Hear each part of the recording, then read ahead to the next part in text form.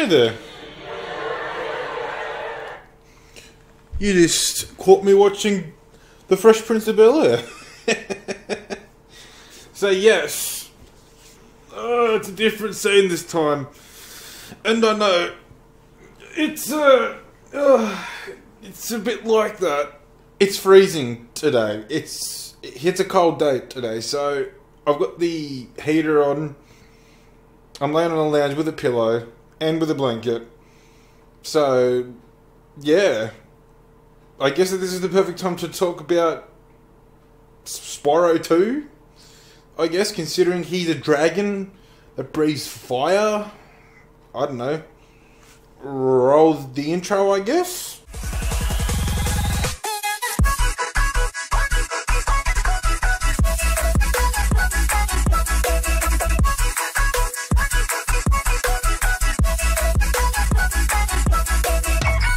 G'day cheeky wombats, what's going on? My name is TJ and welcome to Trash or Scratch It, the show where I see if a game is good enough to scratch or whether it deserves the trash. So, you know what's better than 1, 2, and today for this episode of Trash or Scratch, I will be covering a game that's very close to my heart. This game was the first game that I ever owned for my PS1, and it was also the main start point for my love of video games. And that game is Spyro 2, Gateway to Glimmer, or in America, Ripto's Rage. But in my opinion, Gateway to Glimmer just sounds a whole lot better. And the Power Region box art, it just looks better too, because it gives you a sense of what's to come throughout the game. I'm not going to be boring like I was in the last video I did about Spyro. I'll try and make it more entertaining and give you guys a lot more information about this one. It won't be the best, but I'll try my hardest. Because this was the first game that I played on my PS1, I'll go into more detail and explain the introduction about the new things that they introduced to the second installation of one of the best PlayStation icons. And once again, I will be talking about it on the Reignited Trilogy just to stay up to date and all that. So, without further ado, let's get into Spyro 2, shall we? Okay, so round 2 with Spyro. So, here we go. One thing I've got to say about number 2 is that it kicks number 1's ass. Seriously, where do I begin? Well, for starters, the story is a lot better than number 1. Instead of freeing crystallized dragons and getting rid of one of the worst bosses in gaming history, you're on your way to take a break from all the heroic stuff you have been doing. And what do you do after you've done all the heroic stuff? Well, you go on vacation, of course.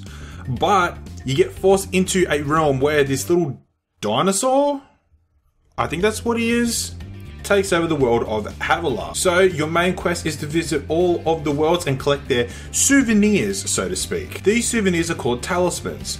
There are a total of 14 to collect across Havilah. You acquire them when you get to the end of the level. Each talisman's appearance represents the level's theme or nature. And that's not the only thing you need to collect in the levels. Once again, the colored gems are back. This time, however, one little thing has changed. So in the first Spyro, the gems were colorized, and with each color equaled a number according to how much that gem was worth. For example, a red gem was worth 1, the green gem was worth 2, the blue gem worth 5, the yellow gem worth 10, and then the pink gem worth 25. However, in the second installation, the blue gem was changed to purple, and its shape was also changed as well, as were all of the other gems. So apart from the gems and talismans you have to collect, what else is there? Well, I'm glad you asked. There is another collectible you need to, well, collect, and that's orbs. And how do you get these so-called orbs? By completing minigames. Yeah, I'm not joking here. One of the main core aspects that makes Spyro 2 a whole lot better than the first Spyro are the minigames. Well, you can call them minigames, but they're basically side missions or quests. Throughout each level, there will be a total of 2 to 3 side missions you can complete, and completing them will grant you an orb. You're probably wondering, what's so special about collecting orbs? Well, I will explain that soon, but for now, we're going to talk about the new characters that are introduced in Spyro 2. To start off, I'll introduce the 3 good characters. The first one is the Professor. If you're trying to decide what the hell he looks like, I can't figure it out either. The closest I've gotten is an overgrown gerbil. He's the one who teleported Spyro to Avalar and is the brains out of the three. The second, his Allura. Oh no! Oh, hello. We didn't get a chance to introduce ourselves before. My name is Allura. Hi. I'm Spyro. What are you, some kind of goat? I'm a fawn, you dork.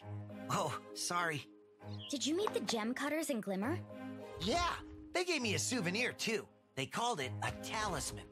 They gave you a talisman? What, is it special? I just stuck it in the guidebook you gave me. Well, there are 14 talismans in Avalar, and they are all magical. If you can collect enough of them, they can be used to defeat Ripto. Hunter, where have you been?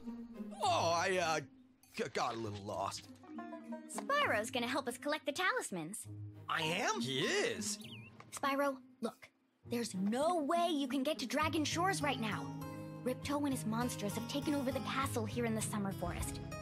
You're going to have to go to Avalar's worlds and convince the inhabitants to give you their talisman. You can keep them in your guidebook. Hey, I could do that. Why doesn't the dragon just torch Ripto? Hunter, you can't even keep track of your running shoes. How can we trust you with 14 talismans? If you come across any orbs, they're important too. But I'll tell you about them later.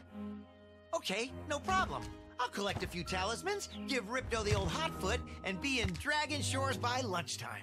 As you can see, she's a goat. Oh, sorry. A fawn. She's basically just there in some cutscenes and just your basic NPC mostly. The last character is Hunter. Although he is the weakest character in this game, he is the most useful out of the three. You can verse him in minigames to get orbs, but to be honest, if he is helping us, why doesn't he just give them to us? And also, you have to help him out in some minigames, and yet, once again, because he is helping us take down Ripto, why doesn't he just give them to us so we can beat that? Shorty. Alright, so now that I've talked about the three main good characters, let's talk about the three main bad characters. So here we have the main villain, Ripto, and his lackeys, Gulp and Crush. So for this one, I'm going to be talking about each boss and how they're integrated in this game. But we'll start off with Crush, considering that he's the first boss you face in the game. Look at this big blue pig hole holding his chewed chicken leg. Yeah, not joking. That club he's holding, that's a chicken leg. Must have been a pretty big chicken where he's from. I mean, a trio must have come from a place where dinosaurs are everywhere. And why do I say dinosaurs? Because that's what they look like! Anyways, here we go for our first boss fight. How this fight plays out is that Crush stands on these here pads. The first phase sees the pads throwing out electric waves, which is made by Crush jumping on them. So, how do you hit him? Well, so when he moves to the next pad, flame him and then quickly run away, because he chases you with his club, and after that he hits the ground and rocks fall from the ceiling and hit him, and that's how you take yourself away. The second phase is just like that, but this time he throws out fireballs, 2 to be exact. Once again, the same routine, flame him, run away, and then let the falling rocks hit him. The final phase has him using both electric and fire pads, but he throws out more attacks, but it's basically the same deal on how to damage him. Okay, so with Crushdown we gotta take on Gulp. And trust me, he's no pushover in the Reignited Trilogy. In order for you to even hurt Gulp, you need to hit, flame, or consume the items that the vultures drop. Gulp is pretty annoying since whatever the vultures drop on the floor, he can consume and use whatever he ate to throw it back at you. Just let me tell you about the items that you use against Gulp. The first item is an explosive barrel. Pretty simple, just aim and charge it and it will fly towards Gulp. Do this once and here's the second phase. Okay, so after you hit him, he does this ground slam which destroys everything in the arena. And it even sends you flying. Alright, now watch out because now he's going to use his electric cannons. Here he can shoot half a dozen electric balls at you. These are pretty hard to dodge sometimes, but as long as you move left or right, you'll be sweet. Second phase sees you flaming actual bombs towards him. It takes a little time for the bombs to explode, so plan your attacks well, hit him once and then you're on to the third phase. The third phase sees you consuming a mini rocket and firing it at him, and that's it. Okay, now final phase, and yes, I know you've only hit him 3 times, but hey, this is a boss fight, you scrub. Now, anything goes, barrels, bombs and rockets. But I can't forget the animals that drop health. The vultures will drop chickens which you can flame and eat butterflies to get Sparks' health back. But also watch out because Gulp can eat the chickens as well and get his health back also. Now that you know what to do, continue to rinse and repeat until Gulp is down for the count. So here goes, the final boss, Ripto. But difficulty wise, he's not that hard, even though he's only got 3 phases to him. The first phase has you picking up orbs you have been collecting throughout your adventure and using them against Ripto. Hunter will fly around in the arena and drop them, but watch out because Ripto can also pick them up as well. Sorry, let me explain that a bit better. There are 3 different coloured orbs that you can pick up. Red equals fire, green equals acid bomb, and blue equals supercharge. So, onto the second phase of the boss fight. This time Ripto summons a mechanical Gulp, and this version is the exact same as the real Gulp. He can consume the orbs and use them against you. But now it's time for the final phase. Ripto uses a super orb and summons a mechanical vulture. And with the ground falling apart, Spyro absorbs a gold orb as well, making him OP as hell. The final phase is pretty self-explanatory. Once again, just shoot your fireballs at Ripto, avoiding his blast, and eventually you'll get a cutscene of him falling into lava. And that's it for the characters in this game. Okay, so now to head into a cool detail and some other things that I didn't explain in the last video that I did about Spyro. But before I get into the stuff, I should explain about the abilities that Spyro gets. Now, in the second game, Spyro learns 3 new abilities which can help him get hidden orbs through some levels. The first ability you get is Swim. Yeah, Swim doesn't seem like much, but it's really handy in this game. The second ability is Climbing because hey, why not? And the third ability is a Head Bash because hey, why not? Okay, so now that the abilities are out of the way, it's time for me to talk about the most important main key feature or main key function in this game that I should have talked about in the first Spyro, but I did not. Shut up. And that's Spyro's health. Yeah, hang me up and mock me because I did forget to talk about the health system in the first game, but now I'm here to talk about it now. You see, your health is summed up by a little dragonfly that's always flying next to you. His name's Sparks. Now you have 4 good hits before you die and to lose a life, but let me go into more detail about that. You notice how Sparks is yellow at the moment? That means you're at full health. If you get hit once, he turns blue. One more time, he turns green. If you get hit for the 3rd time, he just disappears. The only way to restore Sparks' health is to flame or charge the fodder that are in every single level of the game, even the home worlds. And when you do that, a single butterfly will appear and Sparks will heat it and he will change color and you will get 1 hit back. Also, when you do charge or flame some fodder, I think that there's a 30% chance or 40% chance that a blue butterfly will appear.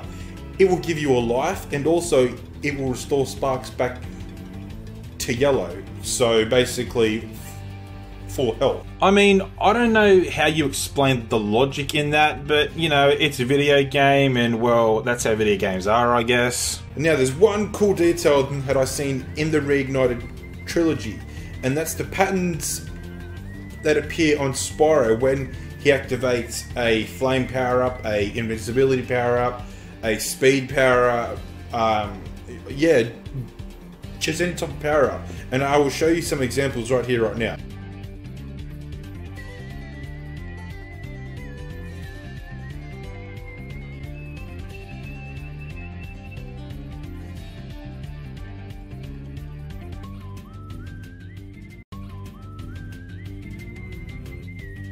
And now to talk about the ending portion of the game. What happens when you actually beat the entire game? Well, you go to Dragon Shores, which is basically the place where you wanted to go at the very start of the game.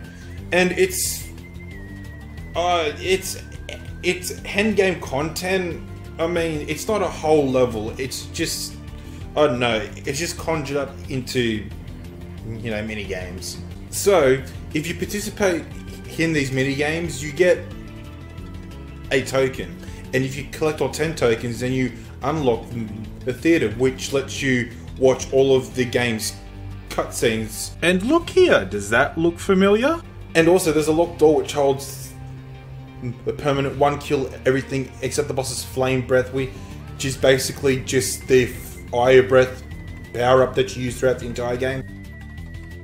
By collecting all 10,000 gems and all 64 orbs.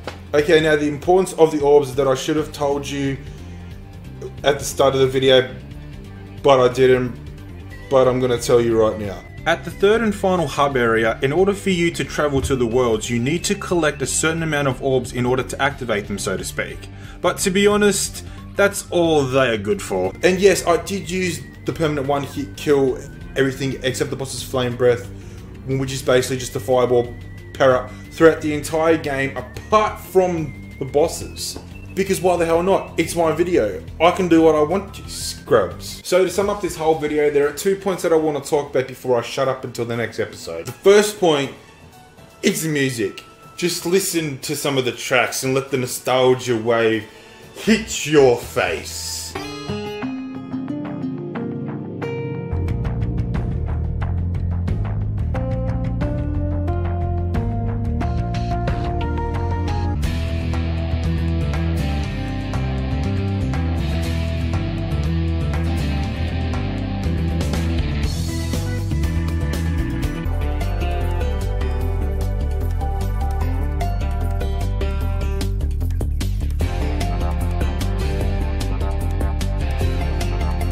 And the second point is, yes, no matter what, whether it's the original or the remastered, I will still always love this game. Spyro 2 has a very special place in my heart, and always will have a very special place in my heart until I die. So today, Spyro 2 Gateway to Glimmer gets scratched. Sweet. And don't forget, guys, to like and also comment about what game you would like me to do, because I'm always open for suggestions. And also don't forget to subscribe as well. So until next time, guys, please stay safe, look after yourselves, and if you don't mind now, I'm going to continue watching The Fresh Prince of Bel-Air because it is cold, alright, and I just want to relax and probably have a sleep. So I'll catch you guys later, okay?